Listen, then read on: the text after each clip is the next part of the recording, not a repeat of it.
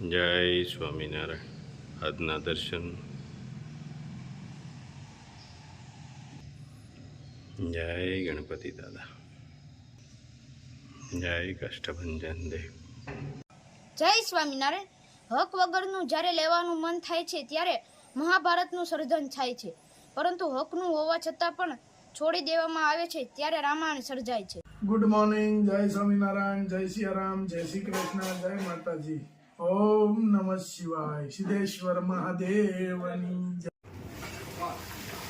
વિન્નુભાઈ કાથરોટિયા એમના પપ્પાના શ્રાદ્ધમાં બધું આવ્યું છે. પૈસા બાપા અમારા પપ્પાના મામા અને પૈસા બાપા શું તમે કટિંગ કરો છો? વાંગા કે મરચાના ભજીયા. અહીંયા ભજીયા પાપડ તળાય છે, ભજીયા બને છે, અહીંયા રોટલી, અને અહીંયા બધા આરથિયા લાઈનમાં ઊભા રહી ગયા છે. આવી દો નિલેશભાઈ. આરથિયામાં લાઈનમાં બધા ઊભા રહી ગયા છે અને મહેમાન હવે જમવા આવે છે. કિરણભાઈ, રેડી ને?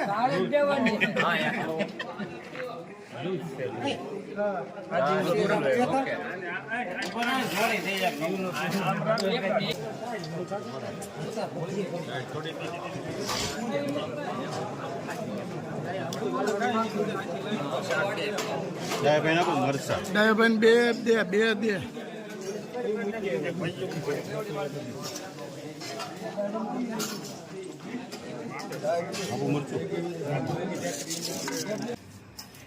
પ્રયાગ માટે વેફરનું કામ ચાલુ છે.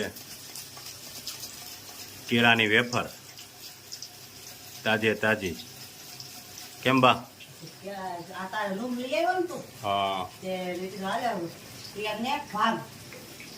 વેફર થઈ જાય ને કેળાની તાજે તાજી. જો મસ્ત પડે હો. બટેકાની જેમ તો ન હોય, સીધી આવને પાડી નાખવાની સીધી. હા, મસ્ત પડે એમ ને, કડકડી. જો આ કેળા એકદમ સુપર હો, અને દેશી. હવે આ બધી સાલા ઉખેડવા આખી આખી બોળવાની એટલે વેફર આખા કેળા હોય કઈ આગળ વેફર થઈ જાય. સાલું હોતી વેફર કીધું હોત તો એમાં બોળી દે તો વેફર થઈ જાય આખી આખી. આ મહેનત કરવી એને સાલી ઉખેડવી પછી ડાયરેક્ટ પાડવી એમ કરતા આ બોળે આમ કરી નામ બોળો વેફર. અને જો તળાવવા મળ્યો. અને આમાં શું નાખવાનું તળાઈ જાય પછી બા? હા, મરી થોડીક વધારે નાખવાની એટલે છોકરાઓને વાયુ ન કરે. મસ્ત થઈ જાય. જો મસ્ત થઈ ગયો ભાઈ, એકદમ સુપર. મસ્ત વેફર થઈ ગઈ છે તૈયાર. લ્યો આપણે કેમ બની છે જોવો આપણે.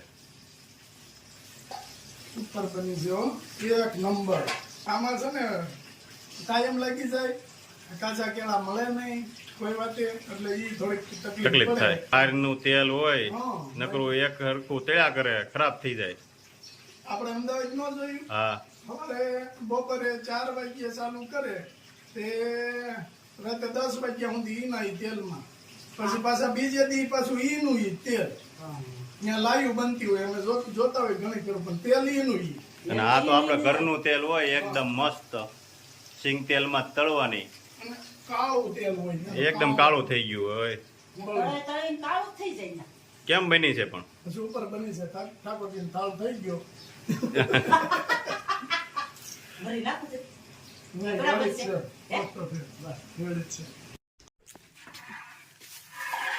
લીમડો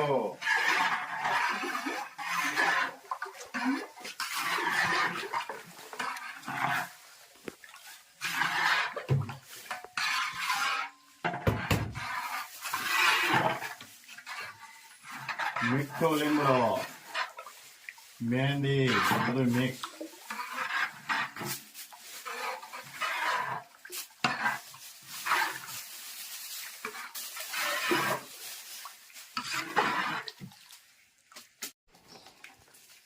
પલાળેલી ઔષધિ,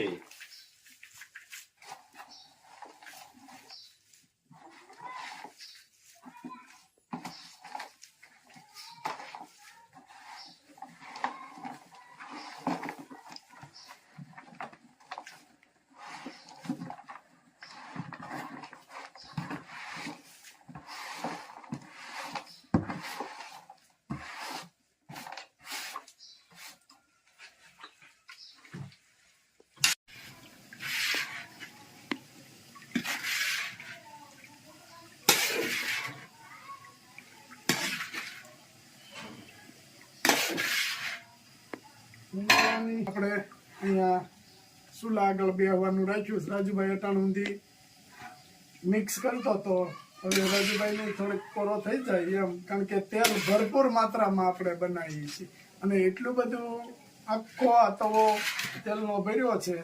આ તેલનો તવો આખો ભરેલો હોય અને લગભગ મારા ખ્યાલ પ્રમાણે 10 દિવસ નથી થતા ત્યાં તેલ પાછું બનાવવું પડે છે. લોકોને રાહત થાય છે બધી વાતે અને રિઝલ્ટ મળે છે એટલે લોકો આપણું પ્રોડક્ટ ખરીદે છે અને લોકોને ખ્યાલ છે કે 100% શુદ્ધ અને તલનું તેલ હોય એમાં જ આ ફીણા વળે. બાકી તો આમ તાવીથો ફેરવા કરો તો એમ કાંઈ થાય નહીં. ઓરિજિનલ તલનું તેલ કે જેણે જે દેશી જમાનામાં કે ઘાણી કઢાવી અને ઘેરે ખાધું છે એને ખ્યાલ આવે કે તલનું તેલ શું કહેવાય એમ. અને આમાં ફૂલ રિઝલ્ટ મળે છે લોકોને. એક મસ્ત તેલ બની રહ્યું છે અને હર ફેરે આપણે આ જ સિસ્ટમ અને આ જ બધું ઔષધિ નાખી અને તેલ બનાવીએ છીએ. જય સ્વામિનારાયણ. કરી અને લોકોને ખૂબ સારું જ્ઞાન આપ્યું. એટલે કોઈને કોઈ સંતો કોઈને કોઈ પ્રદેશમાં થયા છે અને એને કારણે લોકોના જીવનમાં કંઈક ધાર્મિક ભાવના એ હોય એ સહજ છે. એટલે ભગવાને વચનામૃત 26માં અંત્યના 26માં મેં એવું કહ્યું, ભગવાનની પેઠે સેવવા જેવા સંતના લક્ષણ કેવા? કારણ કે આમ શાસ્ત્ર એવું કહે છે, હું તે સંત ને સંત તે હું રે, સંત તે હું ને હું તે સંત, આવું ભગવાન કહે છે, પોતાની સમકક્ષ કહે છે. તો એ લક્ષણ કેવા હોય? જેને ભગવાન પોતાની સમાન માને છે એના લક્ષણ કેવા? એટલે સંત એટલે ભગવાન વાત છે જ નહીં. જેનું જીવન સાધુતાના ગુણથી યુક્ત છે એ બધા સંત. ગ્રહસ્થ હોય તો ભલે, બાય હોય તો ભલે, ભાઈ હોય તો ભલે, રાજા હોય તો ભલે, રંગ હોય તો ભલે. જનક રાજા હતા સંત કહેવાના, અમરીશ રાજા હતા સંત કહેવાના, યુધિષ્ઠિર રાજા હતા સંત કહેવાના, પર્વતભાઈ ગ્રહસ્થ હતા સંત કહેવાના, દાદા ખાચર ગ્રહસ્થ હતા સંત કહેવાના, જીવુભાઈ લાડુભાઈ સ્ત્રીઓ હતા સંત કહેવાના, મીરાબાઈ સ્ત્રી હતા સંત કહેવાના. સાધુ છાવિક ન થયા હોય, હૃદય જેનો સાધુતા રંગથી રંગાઈ ગયું છે, બધા સંત છે. આ મહિમા બધાનો છે. મારી સમાન એ ભગવાનની સમાન પૂજવા યોગ્ય સેવા યોગ્ય સંત કોને કહેવાય? લક્ષણ કેવા હોય? આવો પ્રશ્ન પૂછવાનો. એટલે એક વાત તો નક્કી છે કે લક્ષણયુક્ત જીવન જીવે એ ભગવાન તુલ્ય ગણે. એ વાત તો થાય ને, આવું તો શાસ્ત્રો કહે છે. પછી ભગવાન ઉત્તર કર્યો કે જે ઇન્દ્રિયો અંતઃકરણથી દબાતા ન હોય, યાની મન કેમ કરતા ન હોય, જીતમ જગત કેન મનોહિય, જેને મન જીત્યું છે ને આખું જગત જીત્યું છે. મનનું કેવું ન કરે ને એ દેવનો દેવ છે. એમ સેલ્યુટ. મન કે વિષય ભોગવવા છે છતાં મનનું ન માને, ન ભોગવે. મન કે ખરાબ જોવું છે ન માને, ખરાબ ખાવું છે ન માને, ખરાબ સાંભળવું છે ન માને, ખરાબ જગ્યાએ જવું છે ન માને, કાંઈ માને જ નહીં ખરાબ. એ દેવનો દેવ છે. મારી સમાન છે ભગવાન. એની સેવા કરવાથી મારી સેવાનું ફળ મળે.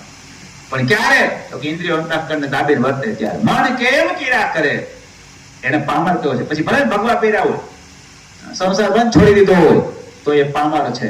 અને ભલે ગ્રહસ્થાશ્રમમાં રહેતો હોય, એમાં મયારામ ભટ્ટનું નામ લખ્યું, મોજી બ્રહ્મચારીનું નામ લખ્યું, નિષ્કળાનંદ સ્વામીનું નામ લખ્યું. આમ તો ઘણા હતા પણ આ ત્રણના વિશેષ લખ્યા. મયારામ ભટ્ટ ગ્રહસ્થાશ્રમી હતા, છતાંય પણ ઇન્દ્રિયો અંતઃકરણના ભાવથી દબાતા નહોતા, માટે એને સેલ્યુટ છે. એવા અનેક ભક્તો થઈ ગયા દેશમાં. અનેક આ દેશ જ ભક્તોનો છે, સંતોનો દેશ. એમાં આ સૌરાષ્ટ્ર દેશ, આ તો સંત અને શિવરાનો દેશ.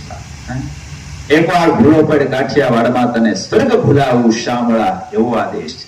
અતિથિઓને માટે તો દીકરાના માથા કાપી નાખ્યા, બૈરાને વેચી નાખ્યા. કેવા પ્રસંગો બન્યા છે આ પ્રદેશમાં. એ પ્રદેશમાં આપણને જન્મ મળ્યો છે. ખુમારી રે ને અંતરથી તોય આનંદ આવ્યા. પૈસા હોય કે ન હોય, બંગલા મોટા હોય કે ન હોય, ગાડીઓ હોય કે ન હોય, પણ હું જે ભૂમિમાં જન્મ્યો છું, ભૂમિ પ્રસાદીની ભૂમિ છે, સંત અને શુદ્ધાની ભૂમિ છે. આ ભૂમિમાં મને જન્મ મળ્યો, એથી મોટા બીજા કોઈ ભાગ્ય હોય જ ન શકે. આટલું સમજાય ને તોય આનંદ રહે.